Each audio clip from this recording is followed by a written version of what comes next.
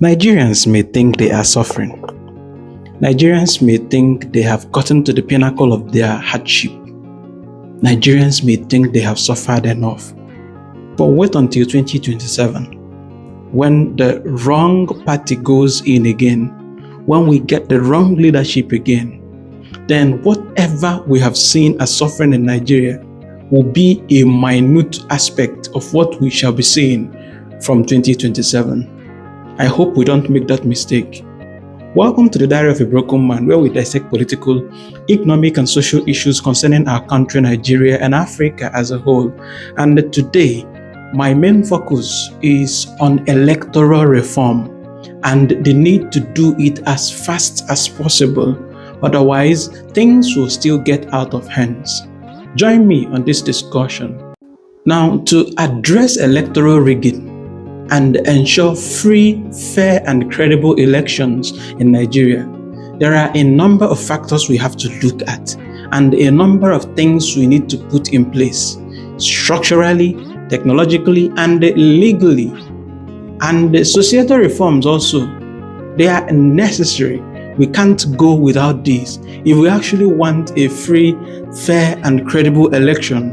You know, when I see the young man PETER4NIGERIA, trying his best to sensitize Nigerians to move around different places, go to different offices, go to the Senate. In fact, he has met every necessary person in Nigeria, every important person in Nigeria, those we regard as elites in Nigeria. He has gone to all of them to sensitize them on the need for electoral reform so that Nigerians could at least hope that in 2027, their votes will count, not what we had from 1999 up until 2023.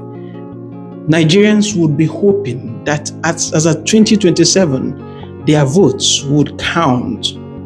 So today we are making this video in support of that movement by PETER4NIGERIA and his group. So join me in this journey. So there are many things we need to put in place structurally, technologically, legally, and then what the society essentials that we need as a society for electoral reforms. Historically, since 1999, elections in Nigeria have been marred by, so many irregularities, issues, voter buying, ballot box snatching, violence, and so many other manipulative actions that have followed elections, as we saw from 1999 up until 2023, the last election. Now, let us tackle comprehensive strategy to get a free, fair election in Nigeria. Some of the things we need to do as a nation. Number one thing we need to do is to strengthen the electoral laws and the institutions. Strengthen electoral laws and institutions. This is the first thing we do to make sure our election is free, fair, and credible. Now, number one is to give full autonomy to INEC. The Independent National Electoral Commission, INEC, must be granted complete financial and administrative independence to reduce political interference. Now, if INEC is independent, there is one thing it will cause. It will make them free to act, not tilting to a particular party or a particular individual. But when they are free and fair, when they are distinct in themselves, independent, they can now function on their own as a commission, which is the way it is supposed to be. Now, the Electoral Act of 2022 introduced an INEC fund for financial autonomy, but its implementation needs rigorous oversight to ensure funds are released timely. To ensure that funds are released timely. I know why I repeated this, because you see, money will be signed for something in Nigeria and 6 months it has not been released, and you are asking yourself why for such a gross something as the election. So the money needs to be released on time and free from government manipulation. Another thing is to clarify ambiguities in the electoral reforms. Now, the Electoral Act of 2022 provided, some progressive provisions, such as electronic result transmission, but there were ambiguities around the terms. So the problem with Nigeria is technicalities. If you listen to the PEPT, the Supreme Court judgment and the appeal court judgments, you would be surprised. Obvious and the critical things were easily struck out on the terms of the technicalities. Evidences, raw evidences, were tossed just for technicalities, which means some people on that bench were not telling themselves the truth. Some people on that bench, if not all, were disingenuous.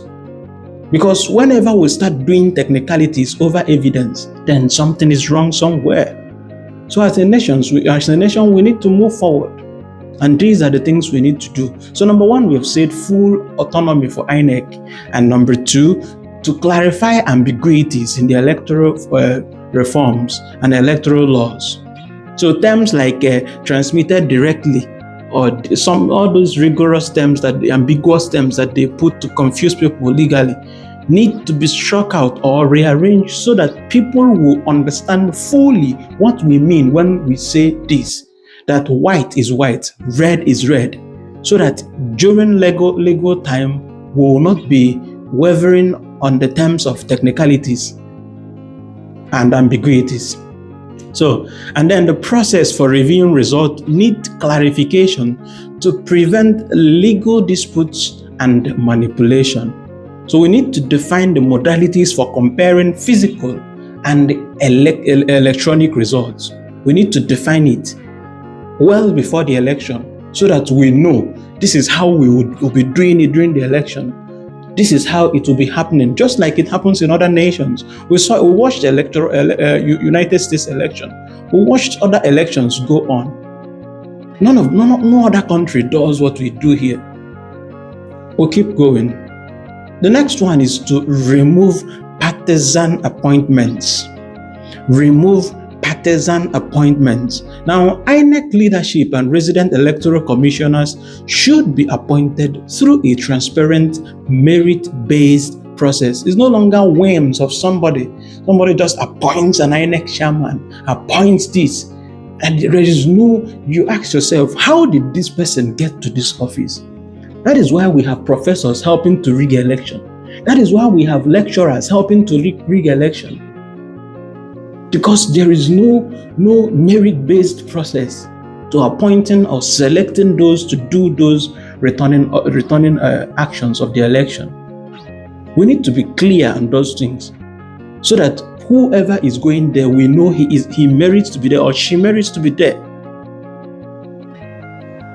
So we need INEC leadership and resident electoral commissioners should be appointed through a transparent, merit-based process, excluding individuals with partisan affiliation. In fact, anybody who has party affiliation shouldn't near INEC at all. Anybody who is in Labour Party or APC or NDP or this or that shouldn't near INEC at all because they have been compromised. Anybody who has affiliations shouldn't near there. They are already compromised and they shouldn't be part of the process. Now, civil society organizations have emphasized this to ensure neutrality. We also need to introduce specialized electoral courts. We need to introduce specialized electoral courts. If we are serious about elections in Nigeria, then there should be a particular court that treats electoral issues so that we know that these people are there just for election. They be totally independent of any party or anybody at all, any government office at all. They will be totally independent. So, we need to establish dedicated courts to swiftly handle electoral disputes and offenses, reducing reliance on slow judicial processes that often fail to deliver justice before new administrations take office. How do you expect a country to move forward when Somebody who has baggages, for instance, or who is elected wrongly, or somebody whose win in the election is being disputed, and the same justice system that is supposed to be, making sure that we get the right person to be in the office, is swearing the people in. How do you swear somebody in and then turn around to say he didn't win the election? That is why we have been tilting towards anybody who claims there is already the president or the governor. No matter what you do, he already got there. Just allow him now. That is the language we use in Nigeria. Just allow him. Next 4 years, and you forget that then a person who is 86 years, next 4 years will be 90. A person who is 16, next 4 years will be 20. So how do you just wave off 4 years? It is not a thing of 6 months or 3 months or 2 months, 4 good years. And so when the wrong person goes in there for 4 years, he makes the mess of the country. So we need to do something about it. So we need to reduce reliance on slow judicial process. We need another kind of court that will be handling electoral issues. Let the person who is being disputed not climb up to the seat. Let him wait till he is cleared. When he is cleared beyond reasonable doubt, then we'll be happy to have the person, whoever he is. Another thing is to adopt and enhance technology mandatory electoral voting and result transmission. Now, fully implement electronic voting and real-time result transmission from polling units to the INEC result viewing portal, the IREV, as piloted in 2023. This reduces the manual handling of results, which is prone to rigging. We also videos, people were writing results. In 2023, people were still writing results with result. Somebody will get 93 votes, they will add 1. It becomes 193. Somebody gets 930 votes, they add 0. It becomes 9,300 votes. 2023, where the world has moved very far away from that. This is the kind of politics we still practice in Nigeria, where people pay for their results to be written. And people who have baggages, who have no certificate, who have no this, who have no, all of them are in the government houses in Nigeria. And we want progress as a nation. So this will reduce handling of results prone to rigging, as we said. Now, they strengthen the bimodal voter accreditation system, the BVAS, strengthen it. The BVAS, combining fingerprint and the facial recognition, has curtailed illegal voting but faced challenges in 2023 due to inconsistent application. So whatever we decide to do, there is still time now. I am still surprised that the INEC chairman of 2023 has not been in for questioning for the amount of money they spent on these things that they did not materialize. They should be answering for it. It is not 1 million or 2 million. We are talking about billions and trillions. And all of a sudden, they are swept under the drains. So people need to start taking accountability in Nigeria. People need to start answering questions in Nigeria when they do things wrongly.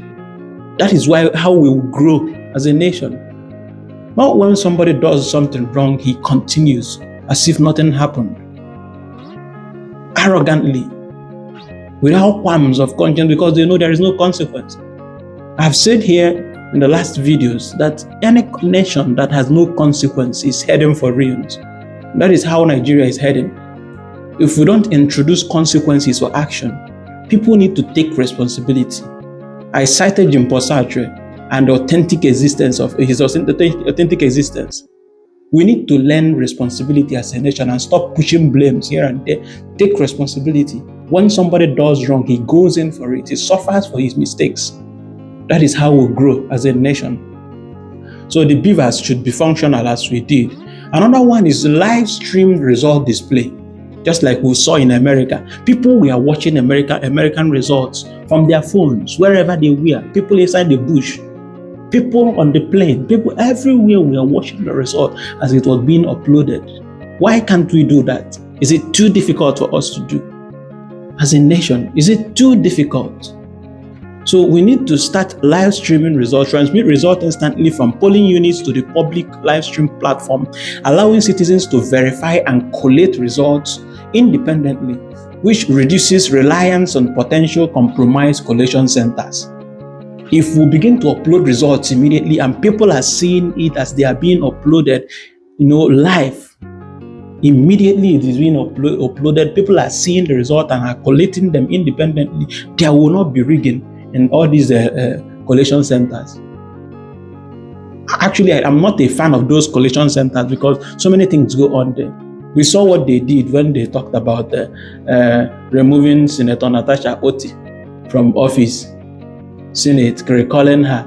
And some group of people went in writing, signing other people's signature. And until today, the police has not arrested any of those people for forging results and signing signatures, other people's signatures. If Nigeria were to be a serious nation, if we are serious as a nation, those people should be in jail now for attempting to sign people's signature and forge people's certificate, people's signature and writings. Another thing is to invest in cybersecurity. Protect INEC servers from breaches as alleged in the 2023 by implementing robust cybersecurity measures and regular audits to ensure the integrity of digital systems. In fact, I thought that the way INEC chairman Mahmoud was going around the country, talking as if he knew what he was saying back before the election from 2022, if they had done a test run of the system before the election, we could have detected every fault. But no, Nigeria will not do a test run. They believe in the first time use, and they think science is magic.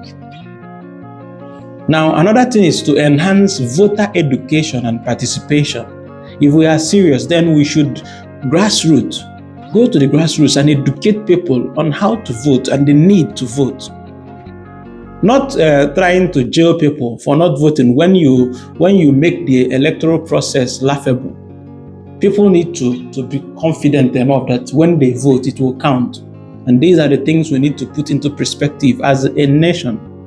So NGOs, national orientation agencies should go around and educate voters on their rights, the voting processes, and the importance of revisiting vote buying or resisting vote buying. And another thing is poor voter enlightenment contributes to invalid ballots and apathy. That is why we have so many, more than millions of invalid results.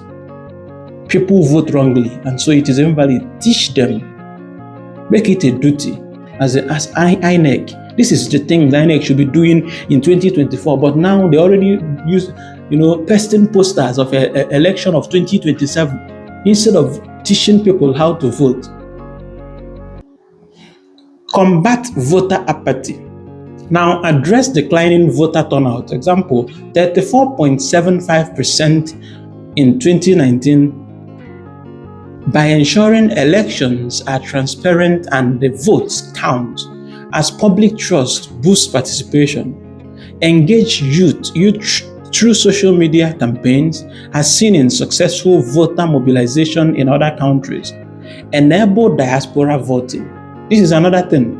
Diaspora, people in US, people in Asia, in America, in Europe should be able to vote somehow. There should be a system in place for them to also vote because they too are Nigerians. So extend voting rights to Nigerians abroad. Another thing is to curb electoral malpractices. Tackle vote buying. I am so pissed that people in 2023, we are giving people money in electoral centers to vote one individual or the other. Where does it happen? Are we serious about development and growth as a nation? Then these things should stop. Another thing is prevent ballot box snatching. In fact, there should be an extreme punishment for ballot box snatching. People who snatch ballot box, some of them are very violent. Some of them can shoot, some of them can harm people, cause different kinds of violence just to snatch ballot box. So there should be an extreme punishment for such a people to serve as a deterrent for others. Another thing is to improve electoral logistics. Timely delivery of materials. Ensure INEC staff and materials are available at polling units at least a day before the election to avoid delays, which frustrate voters and create opportunities for rigging. Nationwide simultaneous voting, that should be mandatory. Everybody is voting at once. If we start voting by 6 to 6, we vote 6 to 6. Nobody should vote after 6 or before 6. Everybody is voting at the same time. Another thing is address disenfranchisement. Ensure internally displaced persons and refugees can vote by setting up polling units in camps and neighboring countries as their exclusion skews results. Another thing is to strengthen accountability and oversight. Empower civil society and observers. Support civil society organizations and independent electoral observers to monitor, poll, and report irregularities in the elections. Platforms like the Democracy Clinic in Ebonyi State have shown success in promoting transparency. Prosecute electoral offenders also. When we talk about this, there should be punishment for electoral offenders, the politicians and the people alike. Now, establish a robust mechanism to investigate and prosecute electoral malpractices, ensuring accountability for politicians, INEC officials, and the security personnel complicit in rigging. Because we have seen policemen standing where people are writing results. We have seen them. Military people, civil society, people on uniform, watching people rigging election before their eyes, and they do nothing. Probably because they have been given something to shut their mouths. Is this how we develop as a nation? Is this? If we are serious about development, then these things shouldn't be occurring now as a nation. Prosecute offenders, and then address broader socio-economic factors. Tackle poverty and corruption, because this is why people collect money and collect rice and collect indomie to vote the wrong people. Tackle these things. Because when people are hungry, this government of Nigeria has weaponized poverty so much so that people can now do and undo just to get food to eat. And so weaponization of poverty has reduced us to vote buying. People collecting indomie, yam, this, all nonsensical things just to vote the wrong people and suffer for the next 4 years. So reduce poverty, address it. So the most effective strategy combines full adoption of electronic voting and result transmission with strengthened institutional independence and robust civic education and engagement. Electronic systems, if transparently implemented, will, with real-time public access, minimize manual tampering and build trust. As we saw in successful pilot in Anambra, in Ekiti, and Osun respectively, INEC's autonomy, backed by clear legal frameworks and non-partisan leadership, ensures impartiality. Meanwhile, widespread voter education and the civil society involvement empower citizens to demand accountability and reduce or resist malpractices, such as vote buying. The multi-pronged approach addresses both technical and societal roots of electoral fraud, paving the way for credible election. Now, what are the challenges we face in election? These are the things we quickly look at. Number one is political resistance. The political elites may resist reforms that threaten their ability to manipulate elections, as seen in the Senate initial rejection of the electronic result transmission. Number 2 is logistical constraints. Nigeria's rural areas and poor infrastructure pose challenges to deploying technology and delivering materials. Public trust. Years of flawed elections have eroded trust, requiring consistent transparency to build confidence. Now, in conclusion, when we prioritize electronic voting, INEC's independence, voter education, and strict enforcement against malpractices, what we'll see is that Nigeria can gain significantly or significantly reduce rigging and achieve free, credible, and fair elections. These reforms, while very difficult to do, we are not saying it is easy. It's difficult to do them, but they are feasible. With political will and public support, drawing inspiration from successful transitions like we saw in 2015. God, I still remember Goodluck Ebele Jonathan, God bless the man. He conceded to the defeat just immediately the voting was over. He went and congratulated the new president, and that was it. But then 2019, 2023, it was all rubbish. Electoral malpractice here and there, voter buying. I wish we can go back to what happened in 2015, how peaceful it was. I remember voting very peacefully and went home. No complaint. When the result was released, I just went home. I voted Goodluck Ebele Jonathan for the record. I voted Ebele Jonathan because I knew he was a better person to be the president of Nigeria. I voted him. My family voted him. When he didn't win, we conceded because he himself took the lead and showed the example. But now when we see malpractices everywhere, nobody accepts the results. That is why we have what we had in 2023. The worst election so far we've seen. Mad and everything, and then the PEPT and the Supreme Court killed everything in total. So that election should be a guideline for Nigeria for next elections. So we need continuous engagement with stakeholders and learning from global best practices. These will ensure sustained progress towards a resilient democracy. What do you think we are missing in this? What other thing do you think we can add to make our elections emulable? Something the world will be looking up to. Something enjoyable for Nigerians. Something Nigerians will be happy to go out and do to perform their civic rights, vote, and be voted for. What do you think, you yourself?